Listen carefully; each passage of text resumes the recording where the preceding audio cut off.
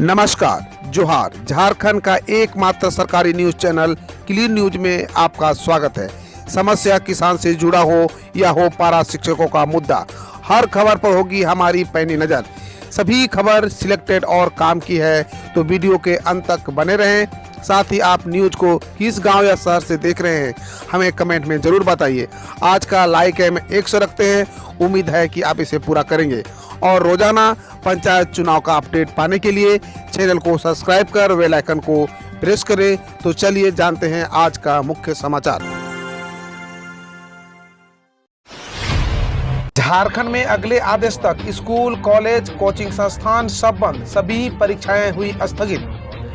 School, college, coaching, training institute, ITI संस्थान, आंगनबाड़ी केंद्र सभी अगले आदेश तक बंद रहेगी। रविवार को मुख्यमंत्री हेमंत सोरेन ने मंत्रियों संग बैठक के बाद राज्य के लोगों के साथ संदेश जारी किया। कोरोना के कारण राज्य की मौजूदा हालत को देखते हुए सरकार प्राथमिक स्तर पर निर्णय लिए हैं। 1 माह बाद परिस्थितियों की समीक्षा करेंगे, वहीं आवश्यकता पड़ी तो और कड़े निर्णय लिए जाएंगे। बेवजह घर से बाहर नहीं निकले, मुख्यमंत्री ने लोगों से अपील की है कि वे बेवजह घर से बाहर नहीं निकले। इसके अलावा शादी समारोह में अधिकतम 50 लोग मौजूद रहे। JPSC सिविल सेवा परीक्षा हुई स्थगित। झारखंड लोक सेवा आयोग द्वारा 2 मई को होने वाली संयुक्त असैनिक सेवा प्रतियोगिता परीक्षा स्थगित कर दी गई है। कोरोना संक्रमण पर बढ़ी CM हेमंत सोरेन की चिंता, कहा महामारी से निपटने के लिए सेना की मदद की जरूरी। झारखंड में बढ़ रहे कोरोना मामलों पर CM हेमंत सोरेन काफी चिंतित है। एक टीवी चैनल के प्रोग्राम में उन्होंने कहा कि महामारी को फैलने से रोकने के लिए राज्य आर्मी की मदद लेना चाहता है। झारखंड में भी कोरोना से हालात बेकाबू हो रहे हैं। राज्य में संक्रमण तेजी के साथ फैल रही है। CM सोरेन ने कहा कि उन्होंने मदद के लिए PM मोदी, गृह मंत्री अमित शाह और रक्षा मंत्री राजनाथ सिंह को पत्र लिखा है। कोरोना के बढ़ते संकट के बीच मुख्यमंत्री हेमंत सोरेन का बड़ा फैसला, अब घर तक ऑक्सीमीटर व दवा पहुंचाएगी सरकार। मुख्यमंत्री हेमंत सोरेन शनिवार को आयोजित सर्वदलीय बैठक में भरोसा दिया है कि जल्द ही झारखंड में कोरोना को नियंत्रित कर लिया जाएगा। लॉकडाउन के मुद्दे पर कहा कि सबके सुझाव पर ठोस निर्णय लिया जाएगा। उन्होंने कहा कि सब मिलजुल कर राज्य को कोरोना मुक्त बनाएंगे। हालांकि राजनीतिक दलों ने भी सरकार के साथ इस मुद्दे पर खड़े होने की बात कही। इससे पहले सर्वदलीय बैठक में झामुमो भाजपा ने लॉकडाउन लगाने का सुझाव दिया, वहीं कांग्रेस और वामदल ने पूर्ण लॉकडाउन का विरोध किया, जबकि NCP ने सप्ताह में 3 दिन लॉकडाउन लगाने की बात कही। झारखंड में नक्सलियों की तबाही की साजिश नाकाम, सुरक्षा बलों ने खतरनाक बमों को फटने से पहले किया डिफ्यूज। चतरा जिले में नक्सल विरोधी अभियान पर निकली पुलिस और CRPF 190 बटालियन की संयुक्त टीम ने रविवार को तबाही की एक बड़ी साजिश नाकाम कर दी।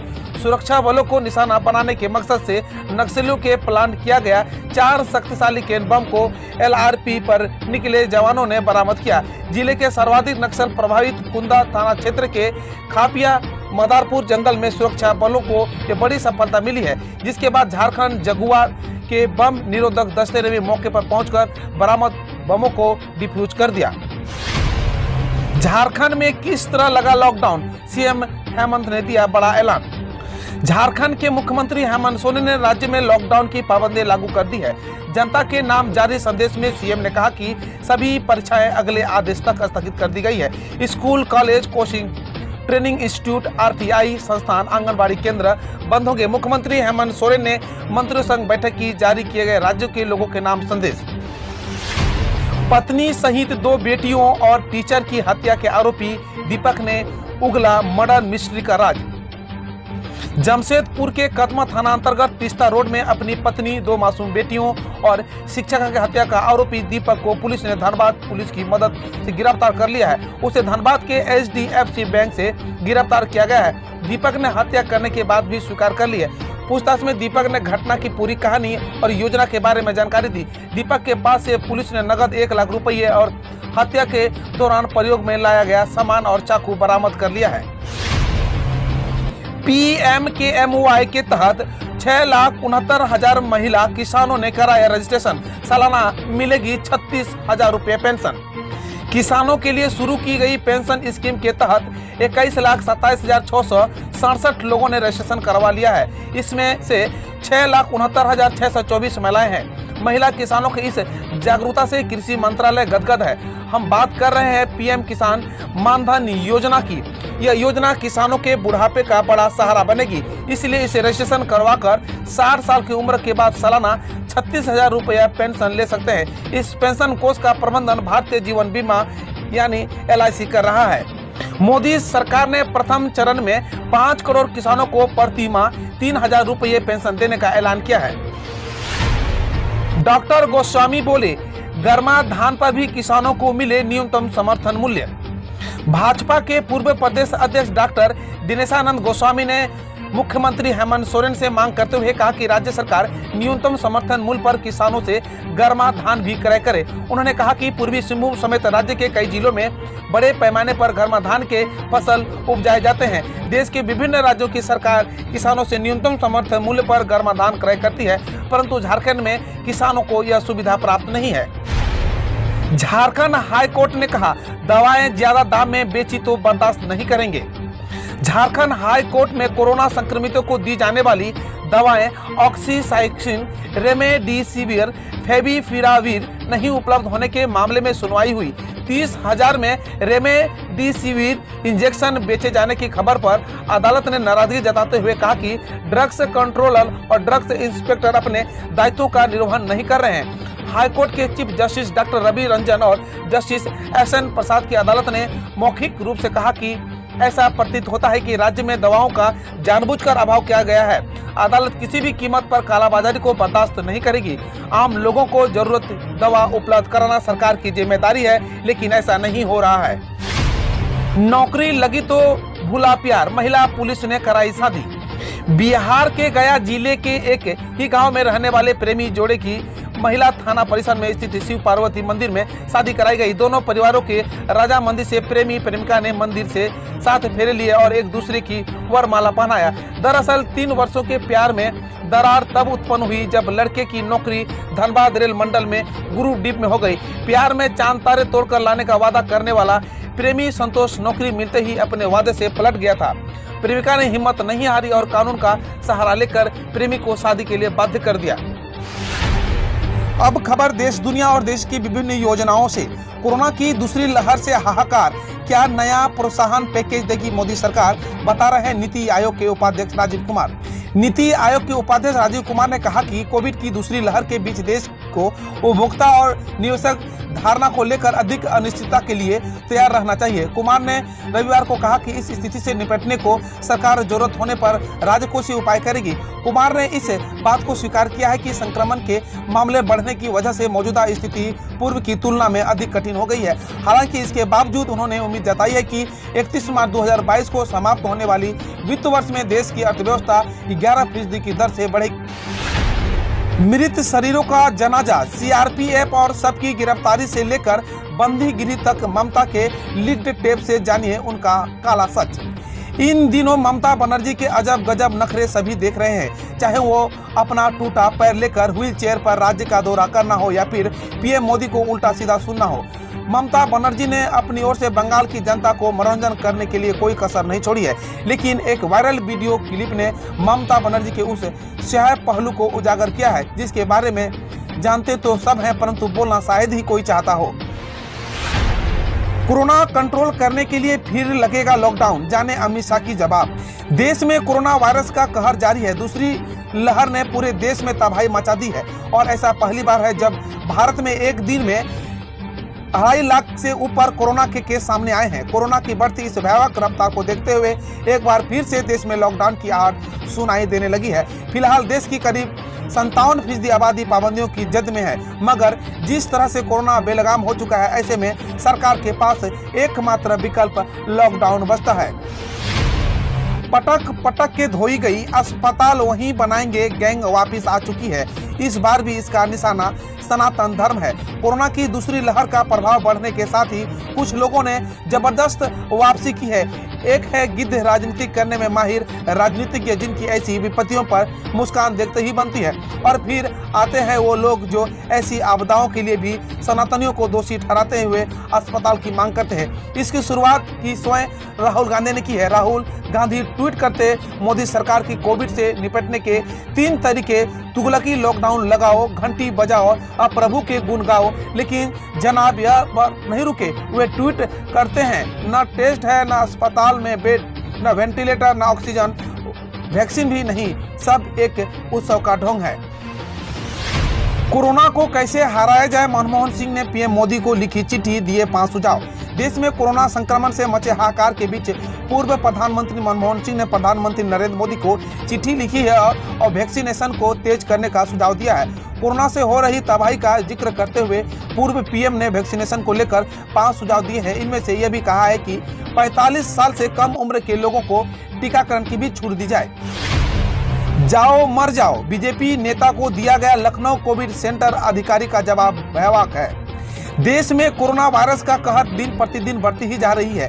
देश के लोगों को अस्पताल में न सिर्फ बेड और ऑक्सीजन की कमी से जूझना पड़ रहा है, बल्कि सरकारी अधिकारियों के बुरे बर्ताव से भी जूझना पड़ रहा है। इसी तरह की एक घटना योगी आदित्यनाथ के उत्तर प्रदेश में देखने को मिली, जब लखनऊ में बीजेपी के नेता के एक लड़के ने सरकारी हेल्पलाइन सेंटर पर कॉल करके मदद मांगी, तो उनके मदद मांगने पर एग्जीक्यूटिव ने कहा जाओ मर जाओ।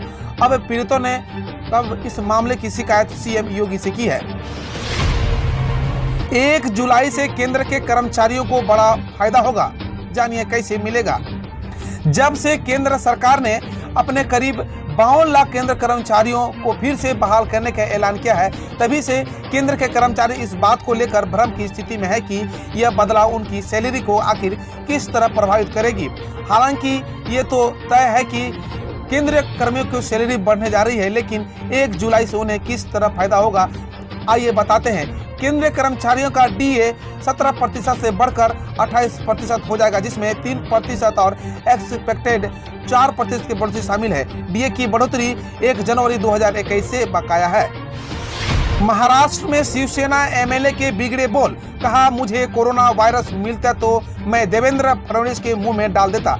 शिवसेना के विधायक ने महाराष्ट्र विधानसभा में विपक्ष के नेता और महाराष्ट्र के पूर्व मुख्यमंत्री देवेंद्र फडणवीस के खिलाफ आपत्तिजनक भाषा का इस्तेमाल किया है। बुल्डाना के शिवसेना विधायक संजय गायकवाड़ ने कहा कि अगर उन्हें कोरोना वायरस के मिलते तो मैं उसे देवेंद्र फडणवीस के मुंह में डाल देता। आपको बता दें कि महाराष्ट्र कोरोना वायरस के सबसे प्रभावित होने वाला राज्य है। पाक में थम नहीं रही हिंसा, सहमा फ्रांस, अपने नागरिकों को पाकिस्तान छोड़ने की दी सलाह। फ्रांस के दूतावास ने अपने नागरिकों को तुरंत ही पाकिस्तान छोड़ने की सलाह दी है। दूतावास ने कहा कि धार्मिक संगठन तहरीक-ए-लब्बैक फ्रांस विरोधी हिंसा को लगातार भड़काने में बड़ी भूमिका निभा रहा है। हिंसा के बाद ही पाकिस्तान की सरकार ने इंटरनेट, मीडिया और मैसेज ऐप्स पर कई घंटे तक रोक लगा दी थी। यह पाबंदी गृह मंत्री शेख राशिद अहमद के टीएलपी पर देश के आतंकरोधी कानून के तहत कार्रवाई के बाद की गई। जानिए चीन विवाद। चीन ने हॉट स्प्रिंग गोगरा पोस्ट से हटने से किया इनकार, कहा जो हासिल हुआ है उससे खुश रहे भारत। भारत और चीन के बीच सीमा विवाद अब भी जारी है। अब से एक पखवाड़े में पूर्वी लद्दाख में वास्तविक नियंत्रण रेखा पर जारी भारतीय और चीनी सैनिकों के बीच संघर्ष को 1 साल पूरा हो जाएंगे। इन 1 साल में सीमा विवाद को सुलझाने के लिए दोनों देश के बीच कई दौर की वार्ता भी हो चुकी है, लेकिन अभी तक कोई ठोस निष्कर्ष नहीं निकल सका है। कोरोना मरीजों को लाइफ सपोर्ट देगा रेलवे, चलाने जा रहा है ऑक्सीजन एक्सप्रेस। कोरोना के बढ़ते संक्रमण के बीच ऑक्सीजन की कमी से जूझ रहे राज्यों के लिए रेलवे संकट मोचन का काम करेगा। रेलवे अब लिक्विड मेडिकल ऑक्सीजन और ऑक्सीजन सिलेंडर को ट्रांसपोर्ट करेगा। रेलवे ने यह फैसला मध्य प्रदेश और महाराष्ट्र की सरकारों द्वारा लिक्विड मेडिकल ऑक्सीजन और ऑक्सीजन सिलेंडर ट्रांसपोर्ट करने की मांग के बाद लिया है। ऑक्सीजन एक्सप्रेस ट्रेनों की तेज आवाजाही के लिए ग्रीन कॉरिडोर बनाया जा रहा है।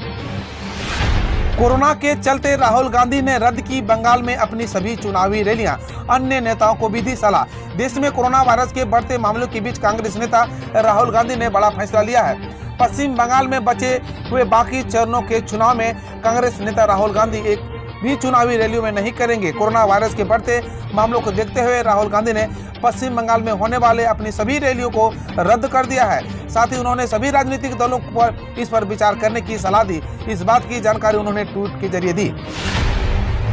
फिर केंद्र की चरण में केजरीवाल, पीएम मोदी से मांगी मदद, 7,000 बेड और ऑक्सीजन की लगाई गुहार। दिल्ली के मुख्यमंत्री अरविंद केजरीवाल ने राजधानी में कोरोना की चिंताजनक स्थिति पर प्रधानमंत्री नरेंद्र मोदी को चिट्ठी लिखी है। केजरीवाल ने पीएम मोदी से केंद्र सरकार के अस्पतालों में 10,000 में से कम 7,000 बेड कोरोना मरीजों के लिए रिजर्व करने और तुरंत ऑक्सीजन मुहैया कराने की अपील की है। बार्क में रिसर्च एसोसिएट बनने का मौका, 54,000 तक मिलेगा फेलोशिप। इच्छुक अभ्यर्थी बार्क की वेबसाइट bark.gov.in पर जाकर 10 मई तक ऑनलाइन आवेदन कर सकते हैं। रिसर्च एसोसिएट पदों के लिए भर्तियां मटेरियल डेवलपमेंट के लिए, फिजिक्स रिसर्च जैसे कार्यों के लिए हो रही। रिसर्च एसोसिएट एक पद पर चयनित अभ्यर्थियों को 47,000 प्रतिमाह की फेलोशिप, रिसर्च एसोसिएट 2 को 49,000 और रिसर्च एसोसिएट 3 को 54,000 प्रतिमाह फेलोशिप मिलेगा। साथ में 4 लाख तक की ही कंटीजेंसी ग्रांट भी मिलेगी। IIM की तर्ज पर बनेगी बहुविधात्मक एजुकेशन और रिसर्च यूनिवर्सिटी। केंद्रीय शिक्षा मंत्रालय ने IIM की तर्ज पर बहुविधात्मक शिक्षा एवं अनुसंधान विश्वविद्यालय स्थापित करने की योजना बनाई है, जिसके लिए व्यय वित्त समिति का नोट तैयार किया गया है। मंत्रालय के एक अधिकारी ने भाषा को बताया, राष्ट्रीय उच्च शिक्षा अभियान के संबंध में बहुविधात्मक शिक्षा एवं अनुसंधान विश्वविद्यालय के प्रावधानों को शामिल करते हुए व्यय वित्त समिति नोट तैयार कर लिया है।